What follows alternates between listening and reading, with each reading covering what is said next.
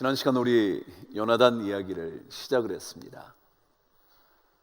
사실 요나단의 이야기는 14장에 와서야 처음으로 등장합니다. 물론 앞장에서 그의 이름이 등장하긴 하지만 그의 믿음에 관한 이야기는 14장 이후라야 발견하게 됩니다. 그러니까 요나단의 이야기를 전혀 생각지 못한 채 우리는 처음 그의 믿음의 이야기를 만나게 되는 겁니다. 지난 시간 여러분 말씀을 혹시 기억하실 수 있을까요? 혹시라도 보세스라는 낱말의 뜻이 기억나시나요? 혹시 세뇌라고 말한 그 단어의 의미를 떠올리실 수 있을까요? 아니라면 지난 시간에 가장 중요한 주제가 무엇이었는지 혹시 생각이 나시나요? 여러분, 믿음의 깊이라는 것은 어떤 것일까? 우리는 계속 묵상합니다. 왜냐하면 믿음의 깊이만큼 하나님은 역사를 우리에게 일으켜 주시기 때문에 그렇습니다. 이 믿음의 깊이, 이것은 도대체 어떤 것일까? 저는 지난 시간 한 가지 주제를 묵상을 했습니다. 그 내용이 이러했죠. 믿음의 깊이를 가진 사람들은 하나님의 원칙에 근거를 둔 인생을 산다는 것입니다. 하나님의 원칙이요. 세상의 원칙은 많으면 승리를 장담하게 되고요, 높으면 훨씬 더 탁월한 인생의 주인공 될 수 있다 말합니다. 그래서 끊임없이 더 좋은 대학, 더 나은 연봉, 더 탑 클래스의 삶을 꿈꾸게 되죠. 왜냐하면 그것이 세상의 원칙이었기 때문에 그렇습니다. 그러나 성경은 그렇게 말하지 않고 다른 원칙을 말해 주고 있었습니다. 하나님의 구원하심은 사람이 많고 적음에 달려 있지 않다라는 것 말이죠. 이게 하나님의 원칙이죠. 내가 아무리 무언가를 많이 가지고 있다 해서 그것이 그 사람의 인생 전체를 결정할 수 없다는 거죠. 그것 때문에 믿음을 가진 사람, 믿음의 깊이를 누리는 사람들은 담대해지기 시작한단 말이죠. 학교가 시원찮다고 자신의 삶을 비참한 인생이라고 절대 말하지 않는다고요. 돈이 좀 많다고 자기의 인생은 성공했다고 감히 말하지도 않는다고요. 돈이 없어도 비굴해지지 않는 인생을 살 수 있는 담대함이 있단 말이죠.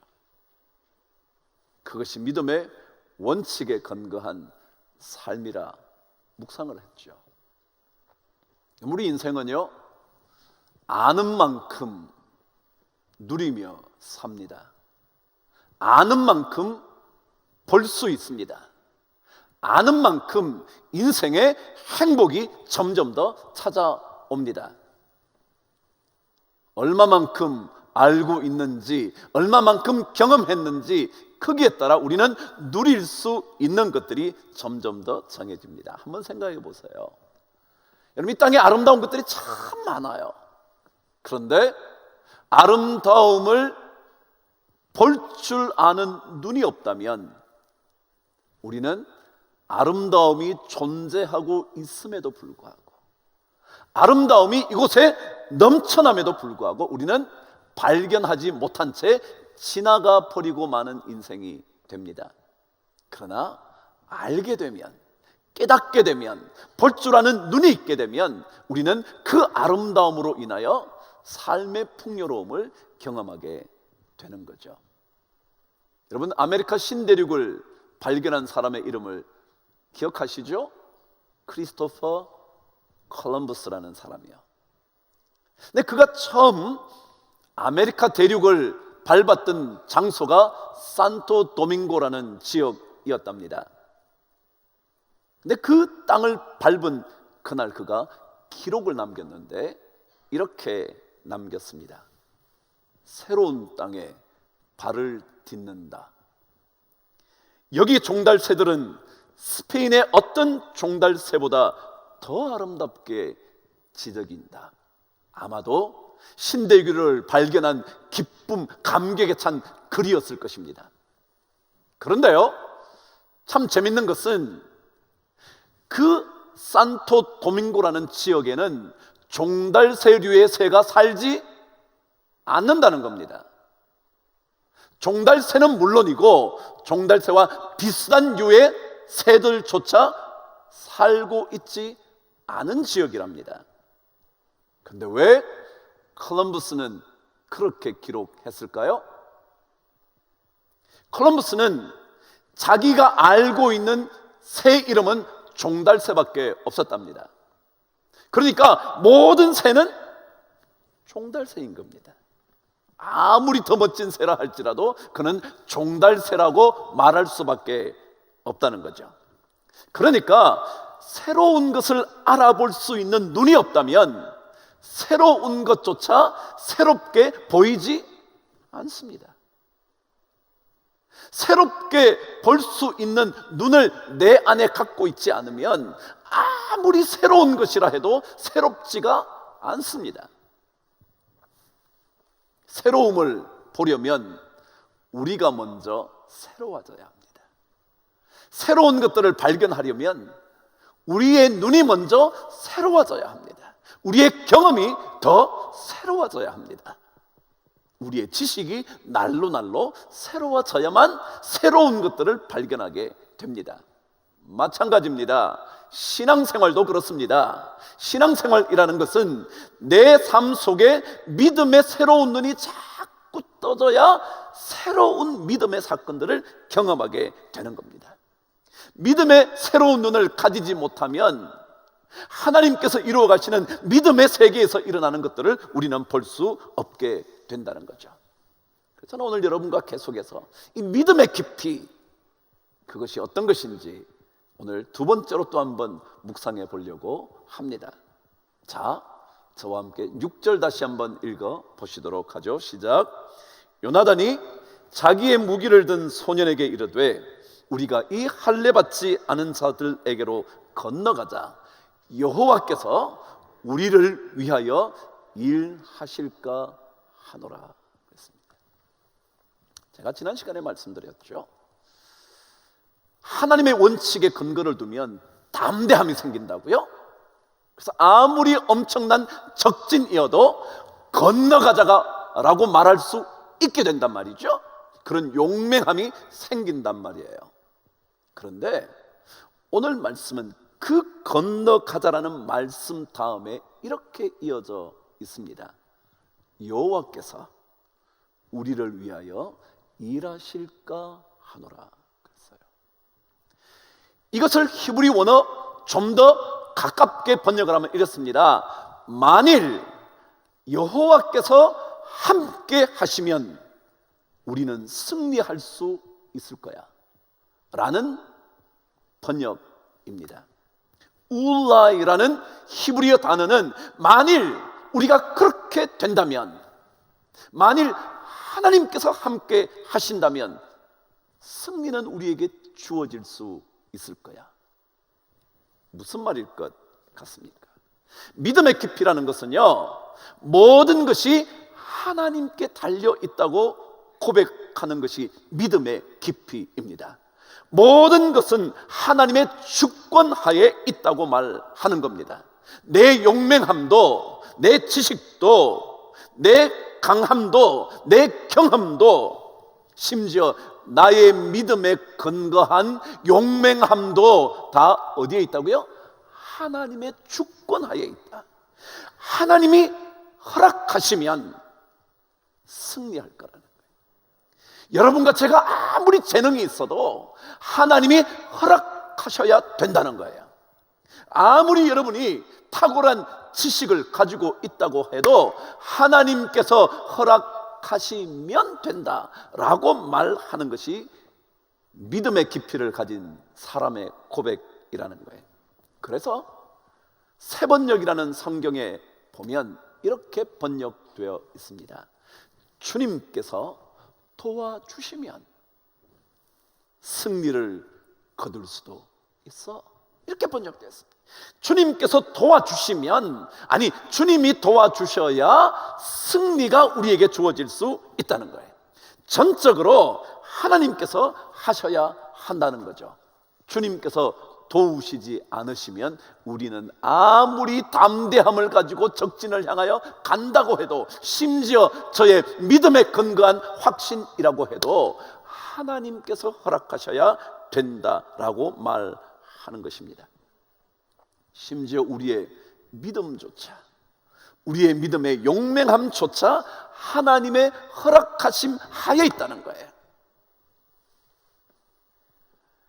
내 믿음이 강하다고 해도 하나님의 마지막 결정을 받아들지 않고서는 안 된다고 말하는 거예요. 그래서 오늘 성경 여러분과 제가 덧붙여 읽었던 8절에서 10절까지의 내용은 그런 겁니다. 이렇게 말합니다. 자, 우리가 블레셋 군대 앞에 한번 나타나 보자고.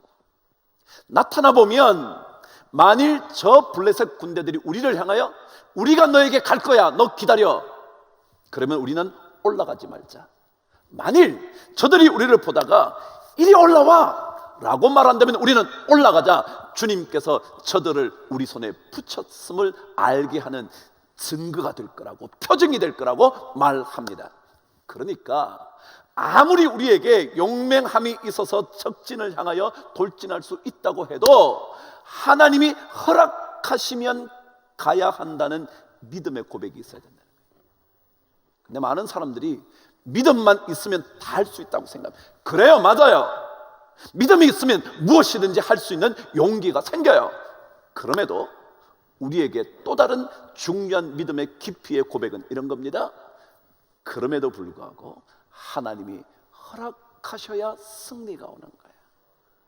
하나님께서 다스려 주셔야 그 일이 이루어져 라고 말하는 거죠. 다윗의 인생을 살펴보면 분명한 사실 하나가 있습니다. 그가 전투를 할 때마다 승리를 이끌어낸 전투에는 거의 빠짐없이 기록된 말씀 하나가 있습니다. 그게 뭐냐면 다윗이 여호와께 물어 이르되, 다윗이 하나님께 묻는 겁니다. 하나님, 우리가 적진으로 올라갈까요? 하나님, 우리가 전투를 할까요? 반드시 묻습니다. 하나님께 물었을 때는 다윗에게 승리가 찾아옵니다. 그러나 묻지 않고 적진을 향하여 용맹하게 나갔을 때는 실패합니다. 중요한 것은 모든 것이 하나님께 달려 있다고 고백하는 겁니다. 여러분, 야복강의 야곱의 씨름을 기억하십니까? 야곱과 하나님의 천사가 씨름을 하기 시작합니다. 승리는 누가 합니까? 야곱이 드디어 합니다. 그래서 그가 이름을 바꾸게 되죠. 이스라엘이라고요. 뜻이 뭐라고요? 하나님과 겨루어 이겼음이니라. 그래서 이스라엘이라는 이름을 받았습니다. 그러니까 실험에서 야곱이 이겼습니다. 근데 참 이상한 내용은 이것입니다. 실험에 이긴 사람은 야곱인데 복을 구하는 사람도 야곱이라는 겁니다. 자, 한번 제가 다시 한번 설명해 볼게요. 여러분, 전투에서 승리했어요. 승리한 사람이 패배자에게 은혜를 구합니까? 여러분, 그렇습니까? 전투에서 이긴 사람이 진 사람에게 가서 나에게 복 좀 주세요, 그럽니까? 누가 복을 요구해야 됩니까? 진 사람이 요구해야 됩니다. 근데 이상하게도 이 말씀은 야곱이 승리했는데, 야곱이 이겼는데 야곱이 하나님의 천사를 붙들고 복 주시지 않으시면 못 갑니다, 그러는 거예요. 그 얘기는 뭐예요? 아무리 우리가 싸움에 이겼어도요, 결국 능력과 힘은 누구에게 있다고요? 하나님께 있는 거예요.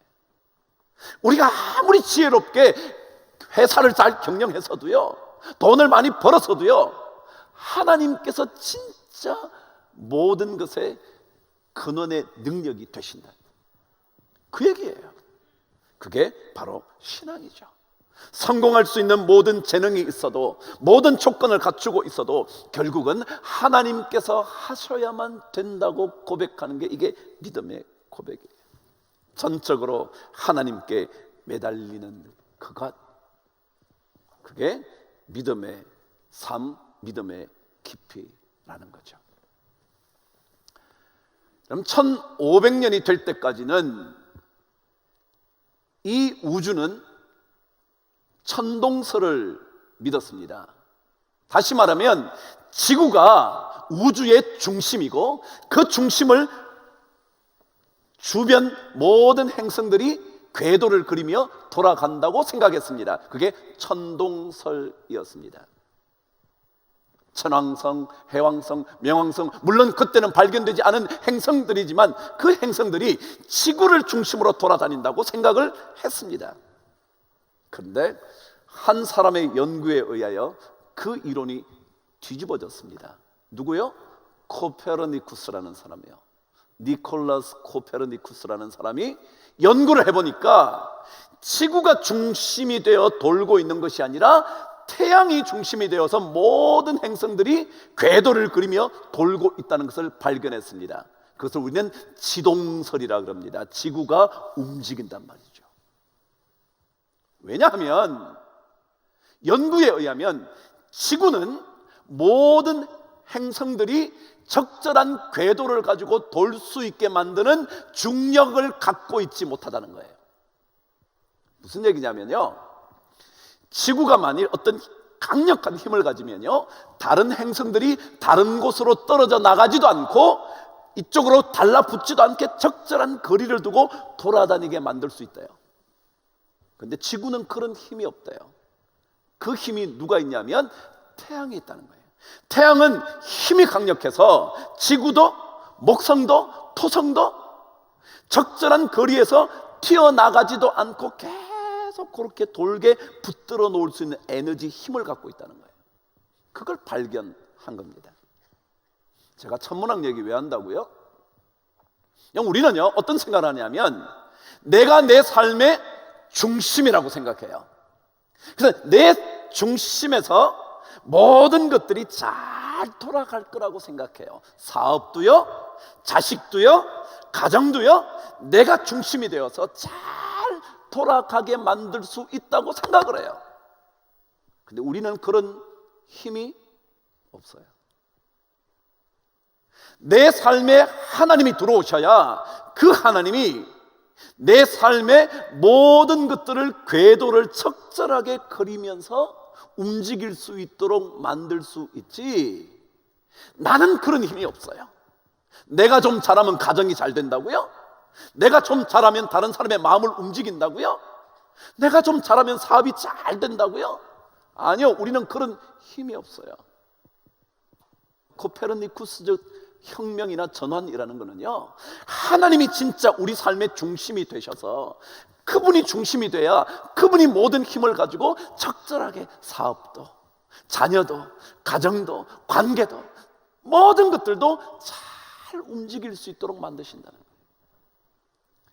이 고백이요, 이 고백. 오늘 요나단은 이렇게 고백을 해요. 자, 우리 저 적진으로 향하여 건너가자 라고 말했지만 동시에 그럼에도 하나님께서 주시지 않으면 안 돼. 하나님께서 만일 허락하시면 될 거야. 그러니까 우리가 하나님이 주시는 표징을 한번 살펴봐야 되지 않겠어? 건너오라고 말하면 우리 건너가자고. 이거는 하나님께서 적진을 우리에게 붙이셨다는 증거가 될 거니까 말이야 라고 그는 생각을 하는 거예요. 믿음이요? 이런 거예요. 별거 아니에요.